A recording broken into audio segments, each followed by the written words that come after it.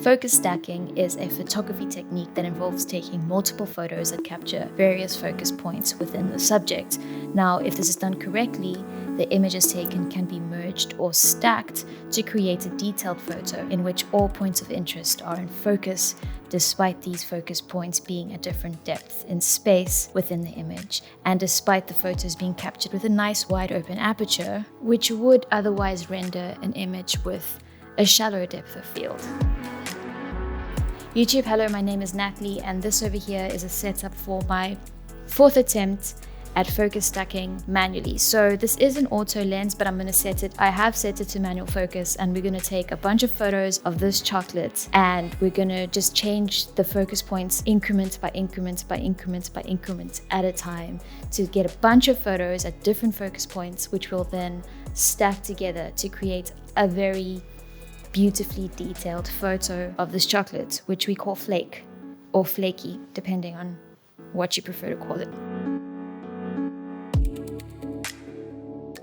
So before we get started with everything, I thought I'd just give you a little walkthrough of everything that we're going to use for this, or everything that I'm using to put this demo together. So first off, we have, should I start with the light? I'm shooting myself from there. I've got all these cameras on. That over there is the S5 with a lens filming me doing this. This is what you're going to be seeing a lot of the time. I've got my phone, and then I've got my GH5 with the 12-60 f2.8 to 4, which is the Leica Lumix lens. In terms of my main light, we've got the Nan Light Forza 500. We've set this to 100%, and the reason I want this at 100%, I want to get this as bright as possible so that I can shoot with a nice fast shutter speed. And the reason I'd like a nice fast shutter speed is because I'm doing this on a sturdy enough tripod, but I'm not using an app or a remote operator to hit the shutter. I'm just going to be hitting the shutter on the camera, so there will be tiny little minute movements, but this tripod is pretty stable, which I should probably talk you through now. This is the Sururi SH15, and it's my most sturdy tripod, which I've used for this to keep things nice and stable. The first time I did this with the chocolate, I noticed that I had some parts underneath the chocolate that were not hitting a good enough, or like they were not hitting an appropriate even distribution of exposure. So I'm gonna have my little apertures under here to give it some equal exposure from the bottom. And then I've got this aperture over here, which I'm gonna kind of shine from the side so that we've got some nice exposure at that part of the chocolate. And this aperture over here at the back, I'm gonna be shining to this backdrop, which is just a white reflector. Now it is a crumply reflector thingy, but because it's going to be blurred out, it's going to be, this part of the photo will be like a shallow depth of field, so the little crinkles that you see here won't be too bad. I'm going to set up the field wall monitor so that I can put my phone, this phone over here, I'm going to set it up on this tripod here so that you can have a good look at what we're doing, and hopefully we can capture this from enough angles for you to see what I'm doing. So I'm just going to set this up, and before I forget, have I forgotten anything? Right. If I have forgotten anything, I'll voice it over. HDMI in, HDMI out, HDMI in. Okay, excuse the red that you see here, but I hope that you can tell, because I'll be shooting at manual, and right now I am at an aperture of 5, but when we're completely zoomed in, we can actually take it down to an aperture of 4. So let's do that. Keep it nice and wide as we possibly can. Aperture 4. And I'm going to try get away with a shutter speed of 160. Shutter speed 160. Yesterday it was 125, but I've got a bit more light. Our exposure is not fantastic. Turn this aperture on. Let's see if we can just get away with this. And I think I will be okay with that. And turn this aperture on, which is purple. It's at 44. That might be a bit too bright.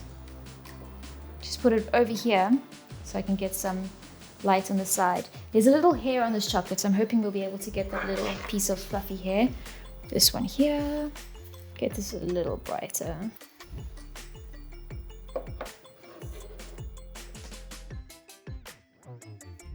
All right, now we've got aperture 4, that's as wide as we can go. Shutter speed of 160. I'm gonna keep the ISO, I always try shoots at an ISO of 400. So ISO will stay at 400. I'm not going to worry too much about white balance right now because we're going to end up with a photo that we can just white balance correct later if we want to. Now, as you can see, I'm on a little tripod thing that has a little slidey thing that I can move back and forth on. But what I want to have is just changing my mode so that you've got less distraction happening here. Okay, so as you can see, the part of the chocolate that's closest to our lens is this corner over here, this tippy corner over here. So that's the piece that I want to have in focus first. And you can see there's a little red dot. You can see these little red dots that indicate that it is in focus. Now, if I wanted this to be a bit more in focus at that part, I would move this just ever so slightly closer. I'm already set at the minimal focus distance, as you can see over here by this flower indicator. To give you an example, let's just loosen this top over here. And if I'd wanted to, see how we're moving forward and we're getting more in focus as we move forward. That's nice, but I don't want that just yet because you want to get as detailed as possible. So see that little speck of in focus there? That's where we're going to keep this. This is where we're going to start. And this is going to be our base. And this is going to be a lot of photos. And this is how it goes. We're going to go hit the shutter. Very important, because we've got this very controlled light setting. I want to make sure that when I hit the shutter, my hand is at the same place all the time. So if there is some sort of obstruction of light, it's a consistent obstruction of light. Shall we get started? First photo to make double sure. I'm just going to take a look at this on the screen. I think I'm okay with that. Next photo, we're just going to change the focus by the tiniest increment.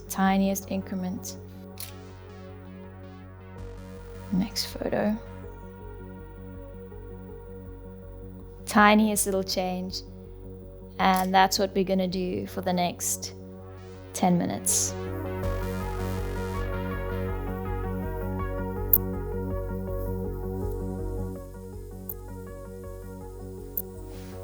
Oh, that hurts my chest.